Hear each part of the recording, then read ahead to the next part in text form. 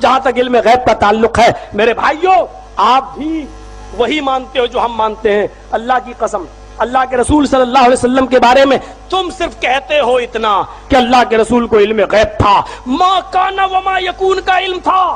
دنیا جب سے بنی ہے تب سے لے کر قیامت تک شجر حجر سمندر میں کتنی مچھلیاں ہیں درختوں میں کتنے پتے سب کا علم تھا.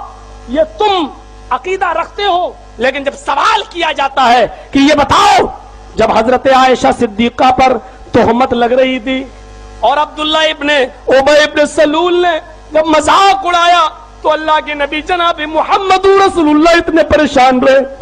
آپ کہہ سکتے تھے اے عبداللہ ابن ابی تم جھوٹ بول رہے ہو ہماری بیوی عائشہ پاک دامن ہے پاک دامن کیونکہ مجھے علم ہے میں علم غیب رکھتا ہوں مجھے معلوم ہے. اتنا بڑا الزام لگ رہا ہے. نبی کی بیوی اما عائشہ کو پتا چلا تو گھر سے اللہ کے رسول سے اجازت لے کر اپنے گھر چلی گئی. کچھ دنوں کے بعد جب اللہ کے رسول اپنی بیوی کے پاس گئے اور حضرت عائشہ سے پوچھا عائشہ غلطیاں انسان سے ہی ہوتی ہیں تمہارے بارے میں جو افواہیں اڑ رہی ہیں مجھے صرف اتنا بتا دو کہ تم اس میں ملوث ہو یا نہیں. ایک نبی اپنی بیوی سے پوچھ رہا ہے اور تم کہتے ہو عالم الغیب عالم الغیب. ذرا مجھے بتاؤ یہ کون سا علم غیب تھا. نبی اپنی بیوی کے دہانے پر اور سراہنے پر بیٹھے ہوئے ہیں اور پوچھ رہے بیوی تمہارے بارے میں ایسے الزام مجھے بتاؤ.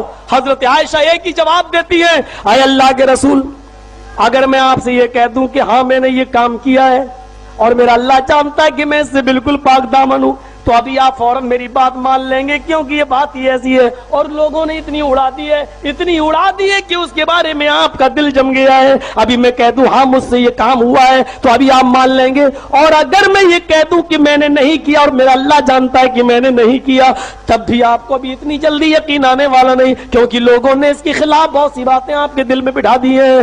میرے معاملے میں اللہ کے سپرد کرتی ہوں بس میرا معاملہ بہت جلدی اللہ پر منکشف کر دے گا اللہ ہی آپ کو باخبر کر دے گا. حضرت عائشہ فرماتی ہے مجھے یہ امید نہیں تھی اتنا تو میں جانتی تھی کہ اللہ تعالیٰ ضرور میرے نبی کو خواب میں دکھلا دے گا کہ میں پاک دامن ہوں لیکن مجھے یہ امید نہیں تھی کہ میرے بارے میں قرآن کی آیتیں نازل ہوں گی. اللہ میری برات اور پاک دامنی کے لیے جبرائیل کو بھیج کر 18 آیتیں نازل فرمائے گا. اللہ کے رسول وہی بیٹھے ہوئے پیشانی پہ پسینہ آنے لگا. اما عائشہ سمجھ گئی کہ اللہ کے رسول پر جب وحی آتی تھی تو ایسا ہی حال ہو جاتا تھا سخت سردیوں میں پسینہ آنے لگتا تھا. اللہ کے رسول بیٹھے ہیں پسینہ ٹپک رہا ہے آپ بوجھل آپ بھاری سے ہو گئے آپ کا سر بوجھل ہو گیا. حضرت عائشہ سمجھ رہی ہیں ابو بکر صدیق گھبرا گئے ان کی بیوی یعنی اما عائشہ کی ماں گھبرا گئی پتہ نہیں جبرائیل کون سی خبر لے کے آ رہے ہیں پتہ نہیں میری بیٹی کے بارے میں کیا اللہ بتائے.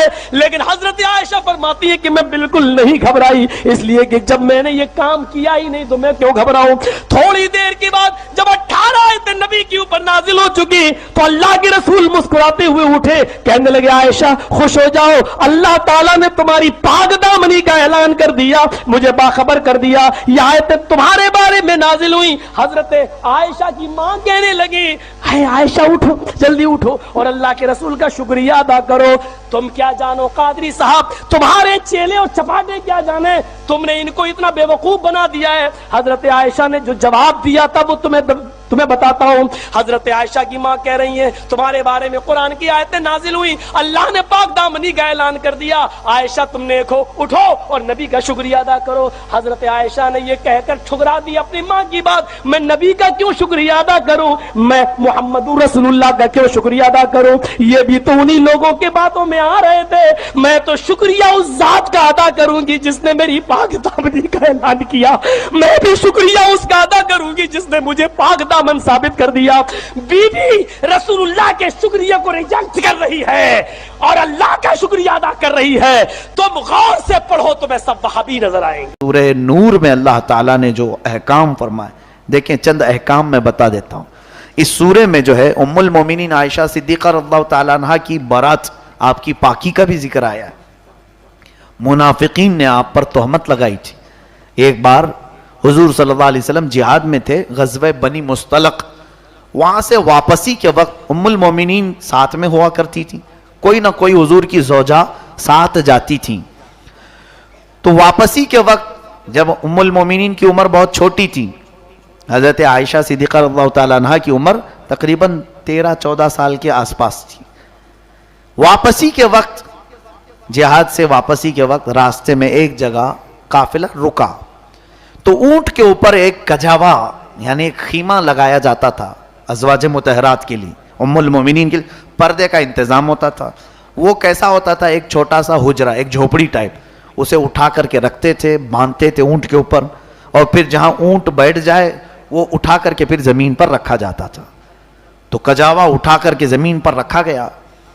रात को जो है वहां क़याम हुआ थोड़ी देर के लिए।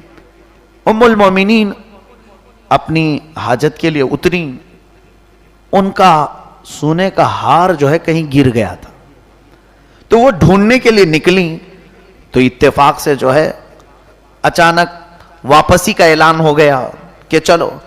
तो सहाबा जो उठाते थे कजावा, वो खीमा, वो झांक करके देखते नहीं थे कि अंदर है या नहीं।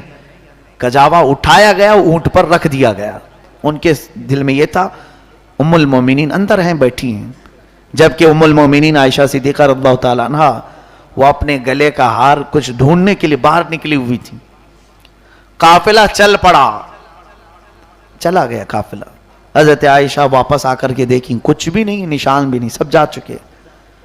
तन्हाई रात की, कोई वहां पर रास्ते में नहीं है। तो एक जगह ओट में बैठी, नींद लग गई आपको, सो गई वहीं पे। उस वक्त होता यह था कि काफिले जब चलते थे तो किसी एक सहाबी को पीछे छोड़ दिया जाता था। वो पीछे से चलते हुए आते थे, काफिले का कुछ भी गिरा हुआ सामान हो तो वो उठा करके ले आते थे। तो वो पीछे से चलने वाले सहाबी, काफिले से उनका डिस्टेंस होता था थोड़ा सा। हजरत सफवान रज़ी अल्लाह ताला वो पीछे से आ रहे थे। सुबह सुबह का वक्त था, उन्होंने देखा कि यहां कोई खातून सोई हुई। करीब जाकर के देखा तो कहने लगे अल्लाह अकबर, ये तो उम्मुल मोमिनीन है। हजरत आयशा सिद्दीक़ा रज़ियल्लाहु ताला अन्हा के करीब पहुंचे तो बेदार हो गई। पर्दा किया, पूछा कि मां यहां कैसे? कहने लगी मैं फला चीज ढूंढने के लिए निकली थी, काफिला चल पड़ा, मैं रात के अंधेरे में अकेली कैसे चलती? हजरत सफ़वान रज़ियल्लाहु ताला अन्हु अपने साथ सफर में उनको लेकर चले। मदीना पहुंचने तक काफिले वालों को पता ही नहीं था कि उम्मुल मोमिनीन है नहीं कजावे में। बाद में पता चला कि नहीं है। पूछा गया कहां रह गई? फिर अभी ढूंढना शुरू भी नहीं हुआ था कि हजरत सफ़वान के साथ उम्मुल मोमिनीन आ गई मदीने में। बस इतनी बात थी कि मुनाफिकीन जो थे, जिनके दिलों में कुड़न थी, जलन थी, हुजूर से बुग़्ज़ और अदावत रखते थे, बात फैला दी, अरे नबी की बीवी गैर के साथ चली गई, मोहम्मद सल्लल्लाहु अलैहि वसल्लम की बीवी सफ़वान के साथ रात गुजार कर आई है। मुआज़ल्लाह रब्बिल आलमीन। बड़ी बड़ी बातें माँ आयशा सिद्दीक़ा की शान में हुजूर सल्लल्लाहु तआला अलैहि वसल्लम के पास भी ये बातें आने लगी। हुजूर ने पूछा ऐ आयशा क्या मामला है? उन्होंने बताया ये मामला है। उम्र भी कम थी हज़रत आयशा की। रसूल करीम सल्लल्लाहु अलैहि वसल्लम को कई लोगों से ये बातें सुनने में आई, तो हुजूर सल्लल्लाहु अलैहि वसल्लम ने हज़रत आयशा से कुछ बात ही नहीं की। वो वक्त बड़ा डिफिकल्ट था हज़रत आयशा के लिए, बहुत डिफिकल्ट था। आप कहती हैं कि मैं रो रो करके आंखें सुजा चुकी थी। हुजूर भी अब बात नहीं कर रहे थे। कहते हैं आयशा ये मामला मैं अल्लाह के सुपुर्द करता हूं। हज़रत आयशा अपने घर चली गई, मैके चली गई। उनके बाप अबू बकर सिद्दीक भी बात नहीं कर रहे हैं रज़ियल्लाहु अन्हु, कुछ नहीं कह रहे। हज़रत आयशा कहती दिन रोती थी, रात रोती थी, ऐ अल्लाह मेरा मामला सबके सामने साफ फरमा दे, क्योंकि लोगों ने इल्जाम लगाया है, तोहमत लगाई इज्जत की बात से।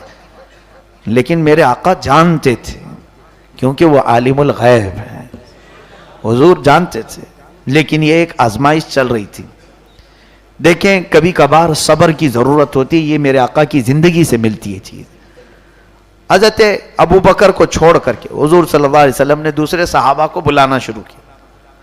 हजरत उमर से पूछा, उमर आयशा के बारे में ऐसी ऐसी बातें सुनने को आ रही हैं, तुम्हारा क्या ख्याल है?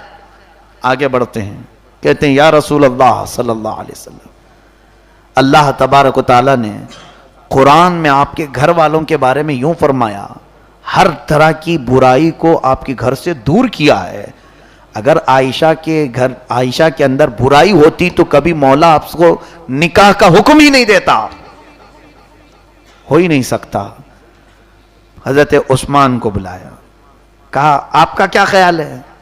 کہتے ہیں دیکھیں کتنی پیاری بات ہے, یا رسول اللہ صلی اللہ علیہ وسلم, اللہ نے آپ کا سایہ زمین پر نہیں ڈالا تاکہ کسی کا پیر نہ پڑ جائے, رسول کے سائے پر کسی کا پیر نہ پڑ جائے. کیا وہ مولا آپ کو ایسی بیوی دے گا جس کے اندر غلاظت ہو ہی نہیں سکتا یا رسول اللہ. حضرت علی سے پوچھا آپ کا کیا خیال ہے؟ عرض کرنے لگے یا رسول اللہ صلی اللہ علیہ وسلم, جہاں تک عائشہ کی بات ہے, لوگ کہہ رہے ہیں ایسے کہ آپ کے گھر والی, آپ کی خاتون, آپ کی بیوی ایسی. ہمارا تو عقیدہ یہ ہے کہ رب تعالیٰ آپ کے جسم پر تو مکھی بھی نہیں بیٹھنے دیتا, آپ کے جسم پر کبھی مکھی نہیں بیٹھتی. عائشہ اگر ناپاک ہو تو آپ کے گھر میں مولا کیسے رکھتا؟ نہیں ہو سکتا. صحابہ نے بڑی فضیلتیں بیان کی. حضور صلی اللہ تعالی علیہ وسلم جو اس وقت ان سب سے پوچھ رہے تھے, یہ بھی جو ہے ایمان اور نفاق کی بات تھی. کچھ لوگوں کو بلایا اور باری باری پوچھ رہے تھے. پوچھا آپ کا کیا خیال ہے؟ تو ایک صاحب نے کہا ہاں لوگ کہہ رہے ہیں, ہو بھی سکتا ہے نہیں بھی ہو سکتا ہے, کیا معلوم, اندر کی بات ہے. یہاں سمجھ میں آ جاتا ہے, دل میں جو چیز ہے نکل آتی. یہ ایمان کی پرکھ ہو رہی تھی, یہاں پر جانچ ہو رہی تھی. ایمان اسی کو کہتے ہیں, رسول کی ذات سے کوئی چیز ہو تو ناپاک ہو ہی نہیں سکتی. عقیدہ یہ کامل ہونا چاہیے. تو جتنے لوگوں نے یہ کہا تھا پہچان لیے گئے وہ کہ کس کے دل میں کیا ہے. ہاں لوگ تو کہہ رہے ہیں, اور عائشہ رات کو کیوں گئی تھی, ایسے ایسے باتیں بھی کچھ لوگوں نے کی. لیکن جو صحابہ تھے, اہل ایمان تھے, ان کو اللہ نے مضبوط ایمان عطا کیا تھا. چند دن ایسی گزرے, ایک مہینہ گزر گیا, تب اللہ تعالیٰ نے جبرائیل امین کے ذریعے آیتیں بھیجی. اللہ فرماتا ان الذین جاؤوا بالافک عصبۃ منکم لا تحسبوه شرا لکم بل هو خیر لکم. جو لوگ تہمت لگائیں آپ کے گھر والوں کے متعلق, اے محبوب اس کو آپ برا نہ سمجھیں, آپ کے حق میں بہتر ہی ہے, بہتر ہے. کیونکہ سبوں کے دلوں کی کڑھن مولا تعالیٰ ظاہر کرنا چاہتا تھا. پتہ یہ چلا کہ نبی کا گھرانہ کسوٹی ہے ایمان کو ناپنے کی. جو اس طرف محبت کے جملے کہا وہ ایمان والا ہے, اور جس نے شک بھی کیا وہ منافق ہے. اللہ تعالیٰ فرماتا ہے والذی تولی کبرہ منہم لہ عذاب عظیم, میں تو ان کے لیے دردناک عذاب رکھا ہوں, بڑا عذاب. اب رہی بات یہ ان پر جو لگایا گیا تھا, عائشہ بری ہے ان تمام چیزوں سے. اللہ نے حضور کے گھرانے کی پاکی قرآن میں بیان کی. اب سنیے, جب یہ آیتیں نازل ہوئی تو حضرت ابو بکر صدیق دوڑتے ہوئے آئے عائشہ کے پاس. ایک مہینے کے بعد حضرت عائشہ کہتی ہیں میری آنکھیں سوج گئی تھیں, اتنے دن تک حضور سے بھی ملاقات نہیں ہو رہی تھی. کہا عائشہ مبارک ہو, اللہ کی آیتیں اتر گئی تمہاری شان میں, مولا نے پاکی بیان کر دی, جاؤ جلدی حضور سے ملو. عمر کم تھی, محبوبانہ انداز بھی تھا. کہا نہیں میں ان سے پہلے نہیں ملوں گی, پہلے میں میرے رب کا سجدہ کروں گی. حضور صلی اللہ علیہ وسلم خود لینے آئے حضرت عائشہ کو, اور اس کے بعد محبت سے اپنے گھر میں بٹھائے. اب اس کے بعد فرمایا عائشہ حضور اگر چاہتے تو پہلے ہی دن کہہ دیتے میری عائشہ پاک ہے, لیکن لوگ یہ کہتے اپنے گھر والے کی بات کر رہے ہیں, اپنی بیوی کی پاکی تو ہر کوئی بولے گا. اے عائشہ میں یہ چاہتا تھا کہ تمہاری برات میں ایسی چیز اترے کہ قیامت تک لوگ اس کو تلاوت کرتے رہیں.